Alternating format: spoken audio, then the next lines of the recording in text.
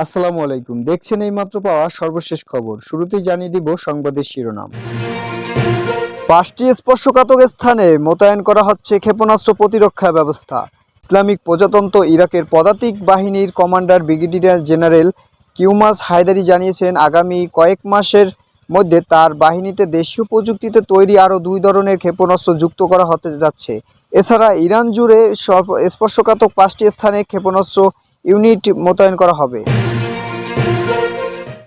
আবারও যুদ্ধের বিস্তার ঘটেছে। গোলান মালভূমিতে ইসরায়েলের গুরুত্বপূর্ণ লক্ষ্যবস্তুকে ইরাকি প্রতিরোধ যোদ্ধাদের হামলা। ইরাকের প্রতিরোধগামী যোদ্ধারা অধিকৃত গোলান মালভূমিতে ইহুদিবাদী ইসরায়েলের একটি গুরুত্বপূর্ণ লক্ষ্যবস্তুতে হামলা চালিয়েছে।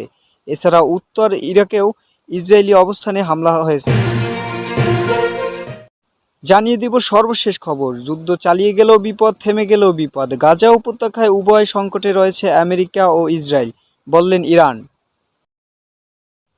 বন্ধুরা, দেশ বিদেশি সকল সংবাদ পেতে আমাদের চ্যানেলের সাথে থাকবেন। চ্যানেলটি সাবস্ক্রাইব করা না থাকলে অবশ্যই চ্যানেলটি সাবস্ক্রাইব করে বেল আইকনটি বাজিয়ে দিবেন এবং আপনাদের মন্তব্য অবশ্যই কমেন্টে জানিয়ে যাবেন।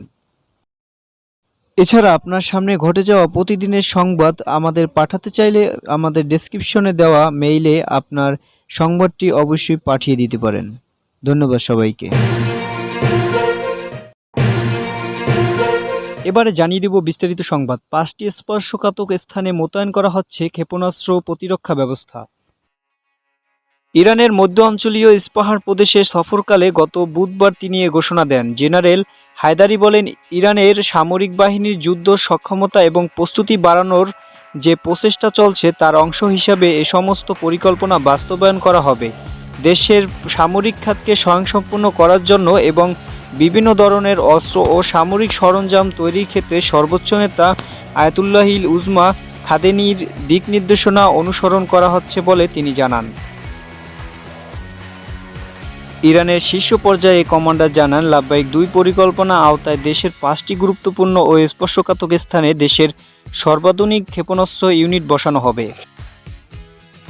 জেনারেল হায়দারি বলেন, এমন সব স্থানে দেশীয় প্রযুক্তিতে তৈরি যে সমস্ত ক্ষেপণাস্ত্র ব্যবস্থা মোতায়েন হবে সেখান থেকে স্বল্প সময়ে শত্রু যে কোনো আগ্রাসনের নিখুঁতভাবে জবাব দেওয়া সম্ভব হবে। তিনি জানান, চলতি ফার্সি বছরের শেষ দিকে ইরান 2টি নতুন ধরনের ক্ষেপণাস্ত্র উন্মোচন হবে। আগামী 20 মার্চ চলতি ফার্সি বছর শেষ হবে।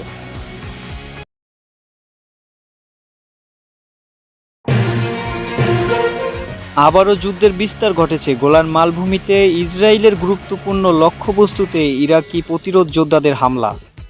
আজ বৃহস্পতিবার সকালে এক বিবৃতিতে ইরাকের প্রতিরোধ যোদ্ধারা বলেছেন, ইসরায়েল অধিকৃত গোলান মালভূমিতে দক্ষিণ এলিয়াদ বসতির গুরুত্বপূর্ণ লক্ষ্যবস্তুকে তারা হামলা চালিয়েছেন।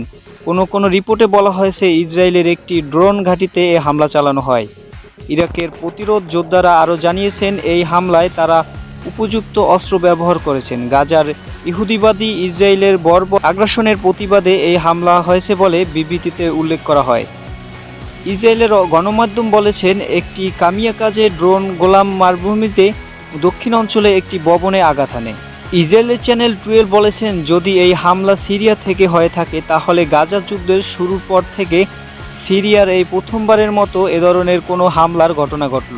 এদিকে ইসরায়েলের উত্তর অঞ্চলীয় কিজিস্তানের ইরবিল শহরের ইসরায়েলি একটি কৌশলগত ও গোয়েন্দা কেন্দ্রে হামলা চালিয়েছেন ইরাকি প্রতিরোধ যোদ্ধারা। গত 8 অক্টোবর ইহুদিবাদী ইসরায়েল অবরুদ্ধ গাজা উপত্যকায় বর্বর আগ্রাসন শুরুর পর থেকে ইরাকের প্রতিরোধ সংগঠনগুলো মধ্যপ্রাচ্যে বিভিন্ন মার্কিন ঘাঁটি ও ইসরায়েলের স্বার্থে হামলা চালিয়ে আসছে। এবারে জানিয়ে দেব সর্বশেষ সংবাদ। যুদ্ধ চালিয়ে গেলেও বিপদ, থেমে গেলেও বিপদ। গাজা উপত্যকায় উভয় সংকটে রয়েছে আমেরিকা ও ইসরায়েল, বললেন ইরান। ইরান সফররত ইরাকের সাবেক প্রধানমন্ত্রী আদেল আব্দুল মাহাদির সঙ্গে তেহরান এক বৈঠকে এ মন্তব্য করেন ইরানের সর্বোচ্চ জাতীয় নিরাপত্তা পরিষদের সচিব আল মাহাদিয়ান। তিনি বলেন, ইহুদিবাদী ইসরায়েল যদি গাজায় আগ্রাসন চালিয়ে যায় তাহলে তার পরাজয় অনিবার্য। আবার যদি যুদ্ধ বন্ধ করে সেটা সেনা প্রত্যাহার করে নেন তাহলেও সেটিও পরাজয় হিসাবে বিবেচিত হবে। আহমাদিয়ান বলেন, পক্ষান্তরে মার্কিন যুক্তরাষ্ট্র যদি মধ্যপ্রাচ্য থেকে সেনা প্রত্যাহার করে নেন তাহলে সেটি তার পরাজয় হিসাবে বিবেচিত হবে।